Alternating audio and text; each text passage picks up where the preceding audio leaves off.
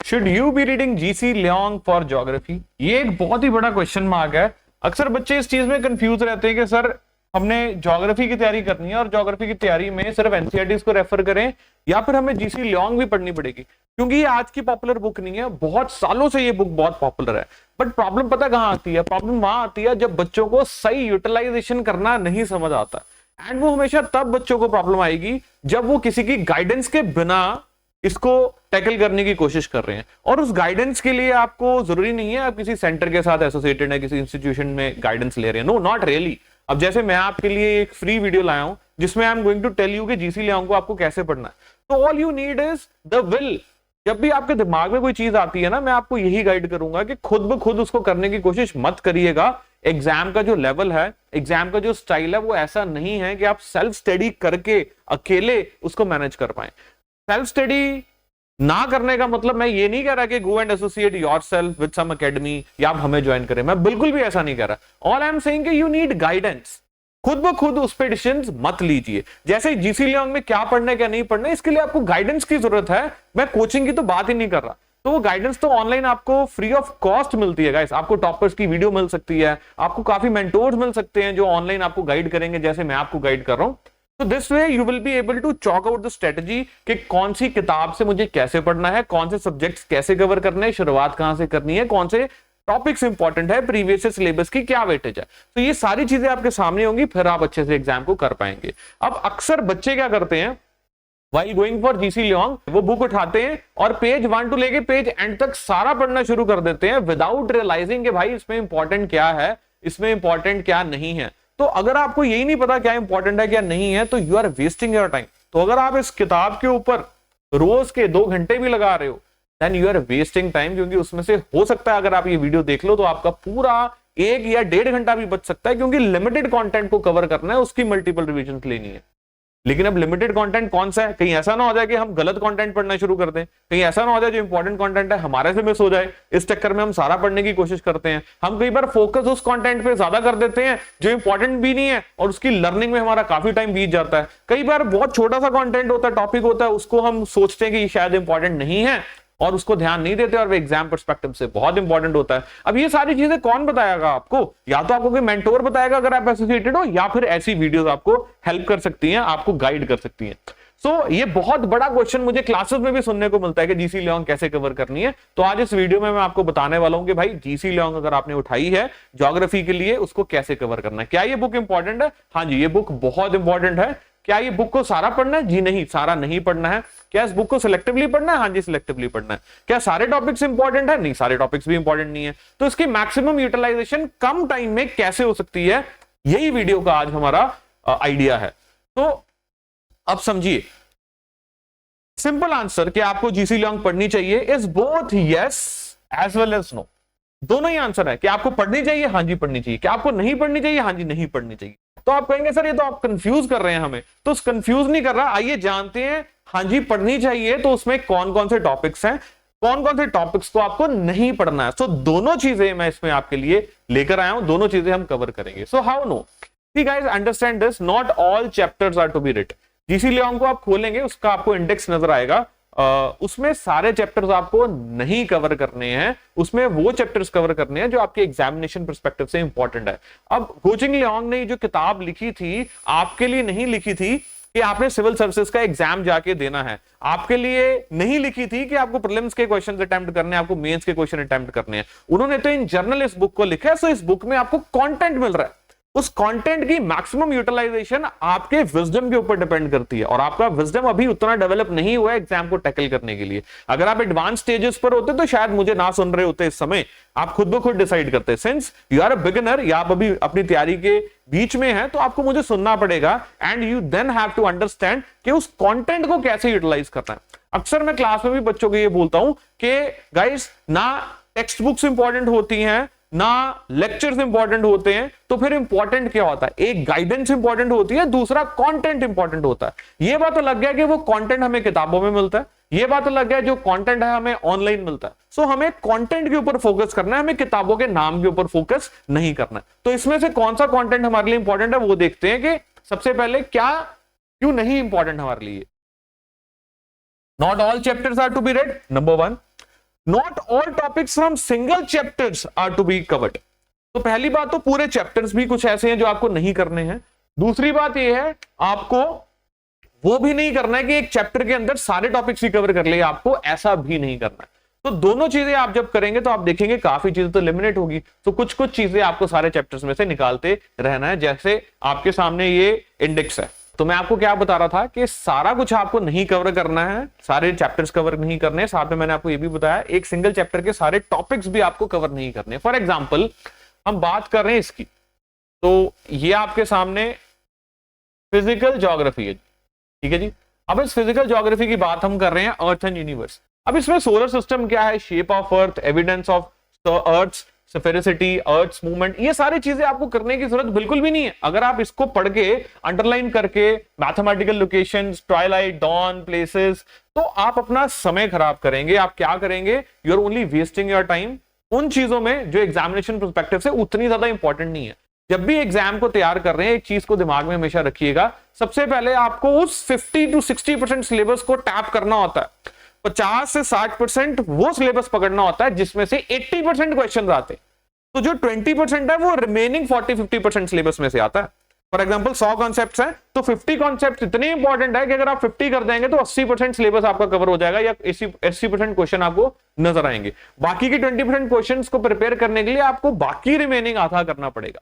तो पहले हमेशा प्रायोरिटी वाले 50 उठाइए। तो ये वो प्रायोरिटी वाले 50 नहीं है हमारे पास जिनके बारे में बात कर रहा हूं। तो हमारे लिए इंपॉर्टेंट क्या होगा इसमें, latitude, longitudes, then you have standard times, then you have international date line. बस तो देखो आपका चैप्टर कैसे कंप्लीट हो रहा है, आपका टॉपिक कैसे कंप्लीट हो रहा है, ये चीजें आपको समझने की जरूरत है।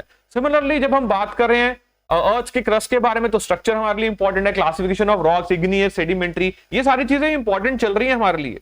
Types of mountains again important. तो ये जो चैप्टर है इसको आपको इग्नोर नहीं करना, ये आपको एनीवे करना ही पड़ेगा, you just cannot ignore. Similarly volcanoes and earthquake की हम बात करेंगे तो this is also important for you, you should not be ignoring this also. जैसे टाइप्स ऑफ वॉल्केनो के ऊपर आपको बहुत क्वेश्चन देखने को मिल सकते हैं, इग्नियस इंट्रूशंस आपको देखने को मिल सकती हैं, देन आपको volcanic activities very important from examination perspective. Geysers and hot springs कहां आपको मिल रहे हैं, again very much important. And यहां तक जो टॉपिक चल रहा है आपका इंपॉर्टेंट है, landforms by running water is also important. So ये जो चैप्टर्स चल रहे हैं आपके इंपॉर्टेंट है, सिलेक्टिव रीडिंग आप इनकी करेंगे तभी आपके लिए जरूरी है, अदरवाइज अगर सिलेक्टिव रीडिंग नहीं करेंगे तो आप कवर नहीं कर पाएंगे। लेकिन जब इनके अंदर भी हम जाते हैं तब भी आपको उसमें देखना पड़ेगा, कुछ डिटेल्ड इतनी ज्यादा दी होती है, इतनी डिटेल दी होती है कि आपको उसको इग्नोर करना है। ये नहीं है कि अगर सारे पेजेस, सपोज 8 पेजेस इस चैप्टर के हैं तो आपको 8 के 8 नहीं पढ़ने हैं। हो सकता है कि पेज 1 में कुछ टॉपिक लंबा दिया है उसको शॉर्ट करना है आपको, तो वो आपको धीरे धीरे समझ आ जाएगा जब आप उसको पढ़ना शुरू करेंगे। उसके अलावा आपको किसी और तरफ देखने की जरूरत नहीं है। अब अगर हम बात करें मोस्ट इंपॉर्टेंट में से भी, तो मैं आपको बोलूंगा कास्ट टोपोग्राफी को पढ़ लीजिए। Most important is karst topography, जो आपको अच्छे से समझ के जानी है, जो कैसे है, limestone and chalk landforms. This is very much important, paper में आपको बार बार क्वेश्चन देखने को मिलेगा। अब लेक्स की बात करें, नॉट इंपॉर्टेंट, आपको लेक्स करने की जरूरत नहीं है कि लेक्स कैसे बन रही है, क्या बन रही है, क्या नहीं बन रही है, नो नॉट रिक्वायर्ड। इस पे आप, मैं वही बात बोल रहा हूं, ये रेस्ट ऑफ द 50% सिलेबस है जो आप तब कवर करेंगे जब आपका पहला 50% कवर हो जाएगा। तो हम ये नहीं कह रहे कि बिल्कुल ही इंपॉर्टेंट नहीं है, इसको ऑल टुगेदर इग्नोर कर दो। हम ये बोल रहे हैं ये तब कवर करेंगे जब पहले 50% कर लेंगे। तो फर्स्ट गो में आपको इसको नहीं करना है, मैंने आपको बताया इसको आपको नहीं करना है। कोस्टल लैंडफॉर्म्स को भी आपको सिलेक्टिवली पढ़ाई करनी है, डिटेल में नहीं करनी है। Coral reefs again very much important, very much important. Coral reefs क्या होते हैं, कैसे बनते हैं, अगर करना है तो इसमें से आपको अच्छे से करिएगा। अब बात करें हम ओशंस की, तो इसमें क्या है, ओशियानिक करंट्स जो हैं they are the most important, very much important. Oceanic currents क्या होते हैं, कैसे चलते हैं, कैसे नहीं चलते हैं। अब बात करते हैं इसके सेकंड पोर्शन की, which is your weather, climate and vegetation. अब वेदर, क्लाइमेट एंड वेजिटेशन ये बहुत बेसिक है, इसको लेके बैठ के लर्न करना शुरू कर देंगे तो you will and up wasting your time, ठीक है। तो इसको just give it a look के वेदर कैसे वर्क करता है, कैसे क्लाइमेट सारे क्लासिफाइड है, वो हमें सारे आगे देखने को मिल रहे हैं। इंसुलेशन का क्या इफेक्ट है, अगेन इंपॉर्टेंट। लेकिन अब क्या इंपॉर्टेंट नहीं है, आपको यहां पर ये चीज देखनी है कि कहां पर कौन सा ट्राइब है। कुछ क्वेश्चंस आपको ऐसे मिलेंगे कि यहां पर ये वाला ट्राइब है, यहां पर ऐसे लोग रहते हैं, वैसे लोग रहते हैं, यहां पर ये काम होता है, रेयरिंग होती है, लाइवलीहुड क्या है, वो बिल्कुल इग्नोर कर देना। तो ऑलमोस्ट सिर्फ और सिर्फ एक दो पेज आपको ये क्लाइमेट्स में से देखने को मिलेगा। जैसे hot wet equatorial type of climate की आप बात कर रहे हैं तो factors affecting the development of equatorial region not important, just remember distribution, climate and vegetation, उसके अलावा और कुछ नहीं। क्या बोला मैंने? डिस्ट्रीब्यूशन, क्लाइमेट एंड वेजिटेशन, उसके अलावा कुछ भी आपको करने की जरूरत नहीं है। जैसे DC, agriculture development and monsoon lands, ये चीज आपको करने की जरूरत नहीं है। You just need to remember monsoon क्या है जी, ट्रॉपिकल मॉनसून क्या है, ट्रॉपिकल मरीन क्लाइमेट क्या है, एंड यहां पर वेजिटेशन क्या है। तीन चीजें बस, क्या है ये क्लाइमेट, रेनफॉल कैसी हो रही है, वेजिटेशन क्या। चौथी चीज आपको इसमें नहीं करनी है, अगर आप करेंगे अगेन टाइम खराब होगा। सवाना की बात करें, यहां पर भी सेम चीज आपको नजर आ रही है, problems, prospect, development of the savanna. No, you need not to do problems, prospect, development, savanna region, आपका कोई लेना देना नहीं है। आपका लेना देना है कि डिस्ट्रीब्यूशन क्या है, सवाना कहां पर है, क्लाइमेट सेडान टाइप क्या होता है, कौन कौन से रीजन में मिल रहा है, मैप पे एसोसिएट करना, बस खत्म। सवाना में आपको क्या मिल रहा है जी, आपको टॉल ग्रासेस मिल रही हैं, शॉर्ट ट्रीज मिल रहे हैं। आपको प्रेरीज में क्या देखने को मिल रहा है, स्टेपी में क्या देखने को मिल रहा है, आपको वहां पर ट्रीज मिल ही नहीं रहे और जो ग्रासेस हैं वो भी शॉर्ट हैं। ऐसी चीजें, रेनफॉल कितनी आ रही है, मेडिटेरियन रीजन में रेनफॉल कितनी आ रही है, ये चीज विंटर्स में हो रही है कि समर्स में हो रही है कि पूरा साल हो रही है, बराबर पूरा साल हो रही है कि किसी किसी महीनों में ज्यादा हो रही है, चाइना टाइप में क्या हो रहा है, किसका इफेक्ट है, वेस्टर्लीज का। ये कॉन्सेप्ट बेस्ड क्वेश्चंस आपको करने हैं, बैठ के पूरा पूरा चैप्टर नहीं करना। जैसे life and desert, don't do this, आपको करने की जरूरत नहीं है, सिर्फ वेजिटेशन तक सीमित रही है। सो देखो कितना कुछ एलिमिनेट हो जाएगा, सभी में से हो जाएगा। इकोनॉमिक डेवलपमेंट की बात हो रही है यहाँ, what do you have to do with that. देखो economic development, again you need not to cover all these things. Economic development तो कितना कुछ तो आपका एलिमिनेट हो रहा है।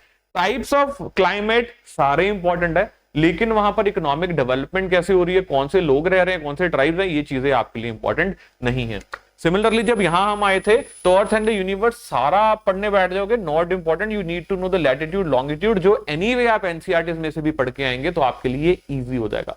तो this book is to enhance your understanding, this is to enhance your understanding. This book is not कि आपकी अंडरस्टैंडिंग को कम करना है या आपको और कंफ्यूज करना है। तो जैसे मैंने आपको बताया कि व्हाट हाउ नो कि नहीं पढ़ना, not all chapters are to be read, not all topics from single chapter are to be read. अब यस की बात करें, very few important chapters are there, like climate की बात करें, टाइप्स ऑफ क्लाइमेट, ओशंस, तो ये आपको इग्नोर नहीं करने, इनको तो आप बिल्कुल भी इग्नोर नहीं कर सकते। This is something which is important. जैसे मैंने आपको ऑलरेडी ब्रीफ दिया है इसका, कास्ट टोपोग्राफी, कोरल रीफ्स हो गए, वॉल्केनोज, अर्थक्वेक हो गए, तो दोबारा हम वहीं पर हैं जिसके बारे में मैंने डिस्कस किया आपके साथ। तो सी दिस, कास्ट टोपोग्राफी के बारे में हमने बात की, कोरल रीफ्स के बारे में हमने बात की, क्लाइमेट्स के बारे में बात की। तो ऑल इन ऑल अगर आपको यहाँ 183 पेजेस देखने को मिल रहे हैं, अगर आप ऐसे चलेंगे तो ऑलमोस्ट आपके 100 पेजेस भी नहीं रहे। तो जीसी लियोंग को पेज 1 टू पेज 183 नहीं पढ़ना है, सिलेक्टिव रीडिंग करनी है। जो टॉपिक्स आप एनसीईआरटी में कवर करके आए हैं, यहां पढ़ के आपको और क्लैरिटी हो जाएगी, कुछ एडिशनल आपको इंफॉर्मेशन मिल जाती है, उसको नोट्स में अपने ऐड कर लीजिए, maximum number of question solve करने की कोशिश कीजिए, और जो इररिलेवेंट कंटेंट लगता है उसको इग्नोर कीजिए। अब आम बच्चे को कैसे पता लगेगा ये इररिलेवेंट है या रेलेवेंट है, उसको पता लगेगा अगर वो प्रीवियस ईयर क्वेश्चंस को सॉल्व कर रहा है। तो प्रीवियस ईयर क्वेश्चन से आपको आइडिया लग जाएगा कि यार इस पे कैसे क्वेश्चंस मेरे को देखने को मिले थे, वैसे क्वेश्चंस ही जीसी लियोंग भी डील कर रहा है, तो मेरे लिए ये टॉपिक इंपॉर्टेंट है और मेरे लिए ये टॉपिक इंपॉर्टेंट नहीं है। Is that clear guys? So I hope I am making sense to you. This was something very much important. क्यों? क्योंकि बच्चे अक्सर पूछते रहते हैं सर जीसी लियोंग का क्या करना है, और अगर जानना चाहते हो ज्योग्राफी को प्रिपेयर करने के लिए, NCERT, GC Leong, Atlas. And चौथा, आप कोई भी वन लाइनर जीके ले सकते हैं, आप ल्यूसेंट ले सकते हैं, आप किरण वन लाइनर ले सकते हैं। उसमें क्या होता है, multipurpose river project, state PCS के लिए बहुत इंपॉर्टेंट हो जाती है चीजें। सारे डेजर्ट्स आपको वर्ल्ड के कहां देखने को मिल रहे हैं, मल्टीपर्पज रिवर प्रोजेक्ट जैसे मैंने आपको बताया, ईस्टर्न कोस्ट के ऊपर कौन कौन से पोर्ट्स हैं, कौन से मैनमेड पोर्ट है, कौन से नेचुरल हार्बर्स हैं, ये सारी चीजें एक जगह पर आपको वन लाइनर में मिल जाती है। So it becomes easy for you to understand the things. So I hope guys आपको ये चीज समझ आई है, and that was all for the video. And हमारे साथ ज्योग्राफी पढ़ने के लिए if you feel like कि अकेले से नहीं बन पा रहा है, गाइडेंस के बिना भी नहीं बन पा रहा है, in the sense partial guidance, तो आप फुल टाइम एसोसिएट हमारे साथ हो सकते हैं। नंबर्स पे आप कॉल कर सकते हैं, give them a call, they will call you, आपको कॉल करेंगे, कॉल आपकी उठाएंगे, अटेंड करेंगे, आपकी फ्री काउंसलिंग करेंगे, आपको फ्री सेशंस भी प्रोवाइड करेंगे। आप कंफर्टेबल फील करो, फिर आप एनरोल कीजिए। एंड अगर आप स्कूल में भी बहुत ज्यादा बढ़िया नहीं थे और आपको सिलेबस भी बहुत बड़ा लग रहा है, तो मैं नहीं कह रहा कि आप हमारे साथ एनरोल कीजिए, मैं सिर्फ इतना कह रहा हूं कोई ना कोई मेंटोर पकड़ के अपनी तैयारी शुरू कीजिए। उसका कारण क्या होता है, अकेले स्ट्रगल करना, अकेले दिमाग खराब करना बहुत बड़ा टास्क है, टाइम खराब होता है, पेपर क्लियर नहीं हो पाता है। वो बहुत ही ब्रिलियंट माइंड्स होते हैं जो सेल्फ स्टडी करके पेपर को क्लियर करते हैं। एवरेज माइंड का मेरे तजुर्बे के हिसाब से इज नॉट पॉसिबल। गाइडेंस लेके क्लियर करना इज पॉसिबल।